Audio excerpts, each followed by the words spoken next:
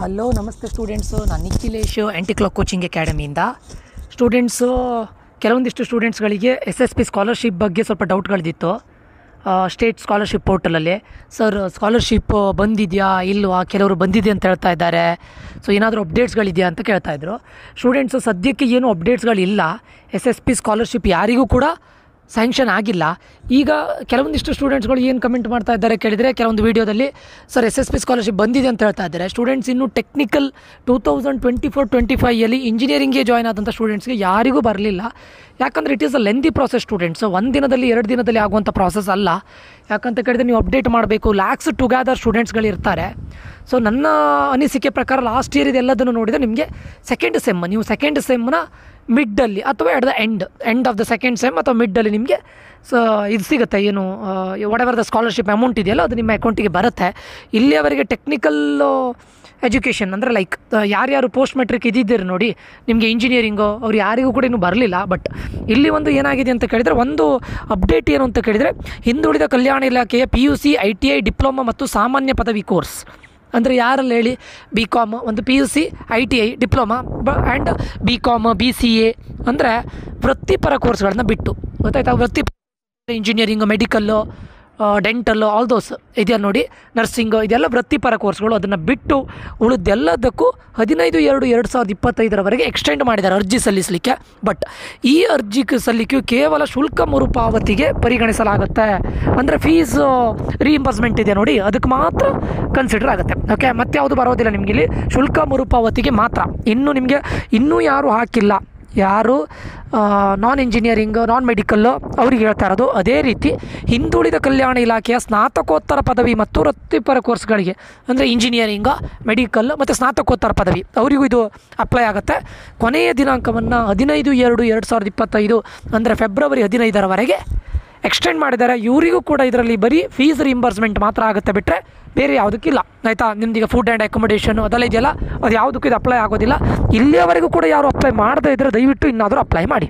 Okay, and 2023-24 2023-24 apply ಮಾಡಿದಂಥ ಕೆಲವೊಂದಿಷ್ಟು ಸ್ಟೂಡೆಂಟ್ಗಳಿಗೆ ಇನ್ನೂ ಬಂದಿಲ್ಲ, ಇನ್ನೂ ಬರಲಿಕ್ಕಿದೆ. ಸೊ ಅಂದರೆ ಜಾಸ್ತಿ ಇದು ಮಾಡ್ಲಿಕ್ಕೆ ಹೋಗ್ಬೇಡಿ, ಅಂದರೆ ಬರೋದಿಲ್ಲ ಅಂತ ನಾನು ಹೇಳ್ತಾ ಇಲ್ಲ. ಒಂದು 2 ಇಯರ್ಸಿಂದ ಪ್ರಾಪರಾಗಿ ಬರ್ತಾ ಇದೆ. ಮೊದಲೆಲ್ಲ ಸ್ವಲ್ಪ ಏನು ಲೇಟಾಗಿ ಆಗ್ತಾಯಿತ್ತು, ಒಂದು 2 ಇಯರ್ಸಿಂದ ಪ್ರಾಪರಾಗಿ ಬರ್ತಾ ಇದೆ. ಓಕೆ, ಸೊ ಮತ್ತು ಕೆಲವರು ಹೇಳ್ತಾರೆ ಸರ್ ನಮ್ಗೆ ಬಂದಿದೆ ಆಲ್ರೆಡಿ. ಇಲ್ಲ, ಯಾರಿಗೂ ಬರಲಿಲ್ಲ. 2024-25 ಯಾರ್ಯಾರು ಅಪ್ಲೈ ಮಾಡಿದ್ದಾರೆ ಯಾರಿಗೂ ಬರಲಿಲ್ಲ. ಪ್ರೀವಿಯಸ್ ಇಯರ್ಲಿ ಅಪ್ಲೈ ಮಾಡಿದವರು ಕೆಲವರಿಗೆ ಬಂದಿದೆ, ಕೆಲವರಿಗೆ ಬರಲಿಲ್ಲ. ಬರುತ್ತೆ, ಸೊ ಬಟ್ ಬರುತ್ತೆ, ಖಂಡಿತ ಬರುತ್ತೆ. ಸ್ವಲ್ಪ ಲೇಟ್ ಆಗ್ಬೋದು, ಬಂದೇ ಬರುತ್ತೆ. ನೀವೇನು ಮಾಡಿ ಅಪ್ಲಿಕೇಶನ್ ಚೆಕ್ ಮಾಡ್ತಾಯಿರಿ. ಕೆಲವೊಂದಿಷ್ಟು ಇದರಲ್ಲಿ USN ಬರಲಿಲ್ಲ ಇನ್ನೂ. ಓಕೆ, ಸೊ ಅಪ್ಲಿಕೇಶನ್ನ ಚೆಕ್ ಮಾಡ್ತಾಯಿರಿ, ನೋಡ್ತಾಯಿರಿ ಅಷ್ಟೇ. ಬಟ್ ಇವಾಗಲೇ ಬರೋದಿಲ್ಲ students, it takes time, minimum 2 to 3 months ಬೇಕೇ ಬೇಕು. ಓಕೆ, ಬಟ್ ಬಂದೇ ಬರುತ್ತೆ, ಇದು ಬಂದೇ ಬರುತ್ತೆ. ಏನು ಹೇಳ್ತಾರೆ, ನಿಮಗೆ ಸ್ಕಾಲರ್ಶಿಪ್ ಬಂದೇ ಬರುತ್ತೆ, but it takes time. Okay, so ಯಾವಾಗಲೂ ಚೆಕ್ ಮಾಡ್ತಾಯಿರಿ. ಬಟ್ ಯಾರ್ಯಾರೋ ಹೇಳಿದ್ರು ಅಂತ ಹೋಗೋಗಿ ಪದೇ ಸರ್ ಅವ್ರಿಗೆ ಬಂತು ಇವ್ರಿಗೆ ಬಂತು ಅಂತ ಟೆನ್ಷನ್ ತೊಗೊಳ್ಲಿಕ್ಕೆ ಹೋಗಬೇಡಿ. ನನ್ನ ಪ್ರಕಾರ ಬರೋದಾದರೆ ಮಾರ್ಚ್ ಏಪ್ರಿಲ್ ಹಾಗೆ ಬರ್ಬೋದು ಸ್ಟೂಡೆಂಟ್ಸ್. ಯಾಕಂದರೆ ಇನ್ನೂ ಒಂದು 2 to 3 months ಬೇಕಾಗುತ್ತೆ.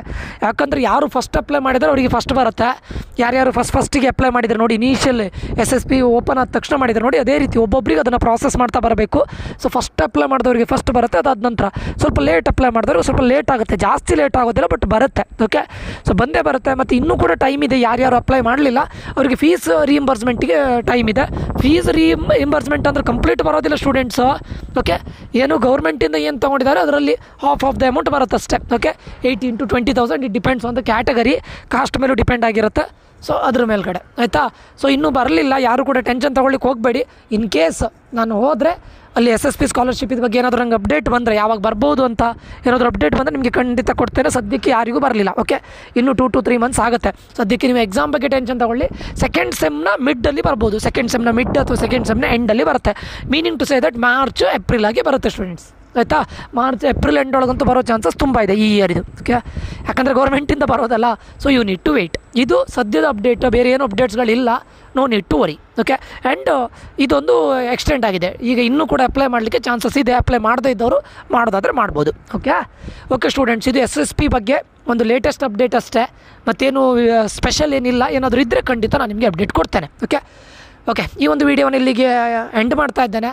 ಮುಂದಿನ ವಿಡಿಯೋದಲ್ಲಿ ನಾನು ಮತ್ತೆ ಸಿಗ್ತೇನೆ. ನಾನು Nikhilesh, signing off. Until that, love you all, bye, take care students.